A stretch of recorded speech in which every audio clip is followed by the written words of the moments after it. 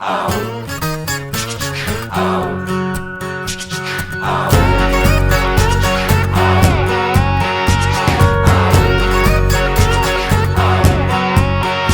I rock Gucci gang, but I got Baytown twang. That lifted pickup in the parking lot, I own that thing.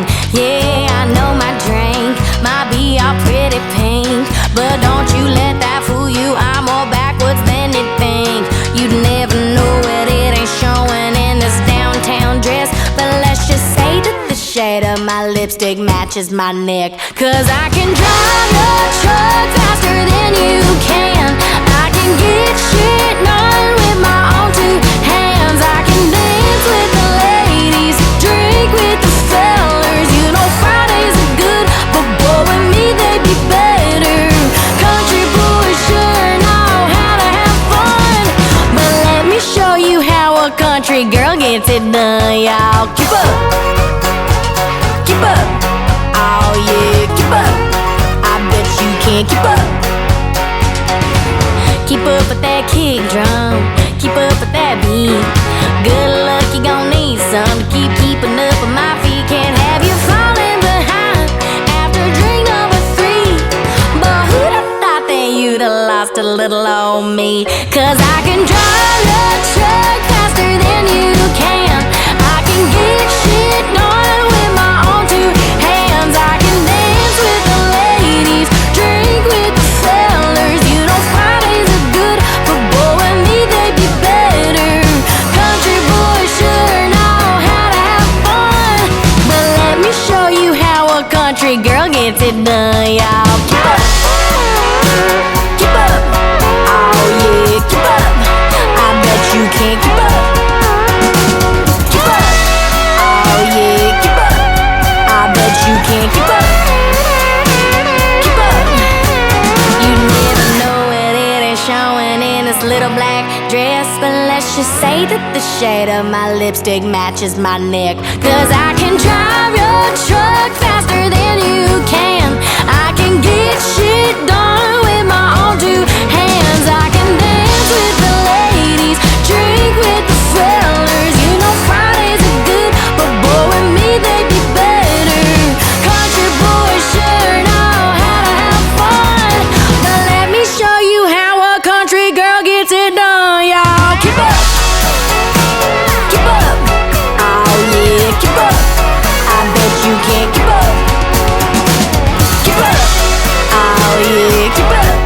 I bet you can't keep up. Keep up, I bet you can't keep up.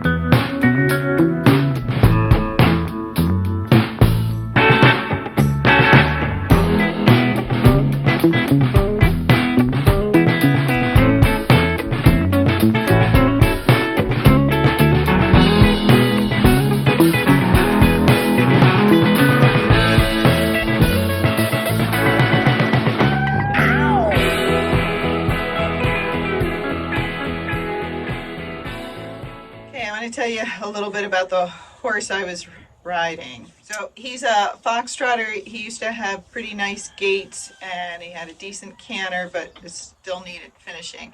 And now he's back in here for a tune-up. It's been like a year, I think. And he kind of lost his gait, and then he also got a little bit of an attitude and not cantering very well. He was cross cantering. So I've had him a couple of weeks. I've been working him over poles loose, making him canter, making him trot, get him more on the trotty side to help his canter, but to also help his fox trot because he can pace.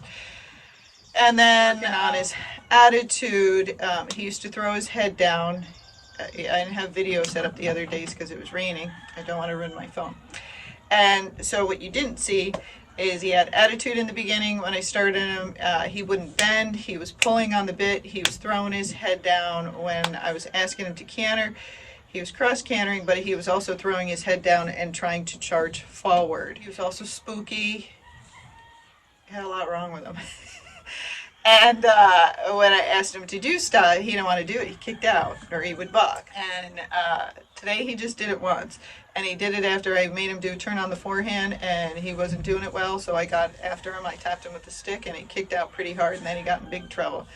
And if you're like, what is that? Well, I just got after him while I was on him, and then I got off, and I backed him around the entire arena. Then I got back on and still did everything we were going to do, and it didn't happen anymore. So when they act up and do stuff, there has to be a consequence. There has to be something that happens, because what happens if you don't do anything and the horse does something like that is what's probably happened to him, is he's gotten away with things, and so he's taken over. And that's what horses do. It's either you're the leader or they're the leader. And so when he came back to me, he was the leader. So he's not anymore. So when you're watching the video, watch when I'm fox trotting him. At times he breaks into a hard trot, and what you'll see is I bring his head up a little bit, I sit back, I kind of clamp down in the saddle so you don't bounce. So I squeeze my thighs and I kind of squeeze my butt as well, and then I lean back and I hold him until he comes out of the hard trot and goes back into the fox trot, and then that's when I release. So you'll see me at times really bouncing, then you'll see it kind of smooth out. That's what's happening in those areas. And sometimes he's going more towards a running walk, and at sometimes he's going more towards a pace. I can't talk over the chickens here, so I have to tell you after. And so what I do when he's getting pacey or more running walk and I'm trying to go towards foxtrot is I bend him more and I bring his head down more, or I go over a pole, or I might do all of that at the same time. And then I did give him a lot of breaks in the beginning so he knew it was right. Again, now it's a week or two later, so I'm not giving him as many breaks, and I keep asking for more. Every day, sorry, he has to give me more. And one reason for that is he knows this, so it's not like he's never gaited before. He gaited pretty darn well. He just needs the reminder for it to come back, and he needs to know he has to do work, and he's got to get his work ethic back because it's pretty bad now. So that's with that horse. And so his canter, I'm working on the departure. I'm using the poles to help him with the departure so he's not throwing his head so much. And then each day I'm going to ask him more and more. So yesterday I just asked him for one step. That's all I wanted, one step without you having a hissy fit. And so I finally got that. So today was, I want one step, and then I want a couple steps afterwards. And so he gave me one step, and he's like, that's all I'm doing. I was like, no, you're going to do a little more. So then I got him to canter a couple steps, and that's when we quit. And so the next couple of days I'm going to add more and more steps until he's back to cantering well and correctly. So it's different when you're tuning a horse up and you know he knows stuff versus a horse that doesn't know anything. And the ones that know stuff, it's attitude usually blocking it. Like he tries to find things to look at and spook because he's not paying attention, and he's not a spooky horse. So what's happened again is he's taken over and he hasn't had enough rules to keep him in check. And so the spookiness is actually going to go away the more I work him and get his work ethic back. And that's different from a horse that's just really spooky. So a lot of times you got to try to figure these things out. But he's stubborn. When I walk towards the arena, he stops. Like, I'm not going in there. And, you know, he's a gelding. He's a goofy gelding. So I just put a stick on my saddle. And if you're like, what are you doing? He stops. Well, you could back him up. You could give him work to do in this other area where he wants to be. That works too. But I know him. He's pretty simple. And so I just have my stick on the saddle. So I just reach up, get the saddle, and I ask him to walk forward. And when he doesn't go forward, I tap him in the butt. And that pretty much worked pretty easy. That's all I had to do. But they know when you have a stick, they know when you don't have a stick. So it's good to hide it on your saddle. So they test you, and then you get after them. And so then they go, oh, wow, she magically has a stick no matter where we go. So I'm not going to screw around anymore. So geldings are great, but they can be stubborn at times. They're, takes a little while for the messages to get through to their brain versus the mares. But they're great, but you do got to get after them. You got to keep them in check, and then you can have a great horse.